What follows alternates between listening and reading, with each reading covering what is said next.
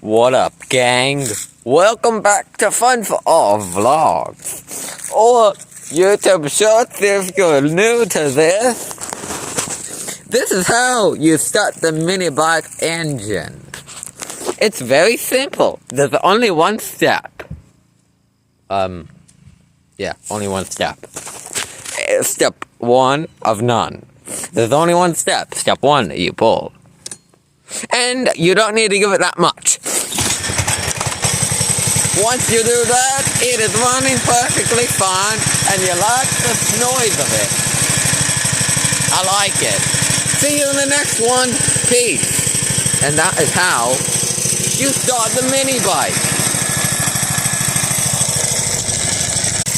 Also, if you wanted to know, this is how you shut it off.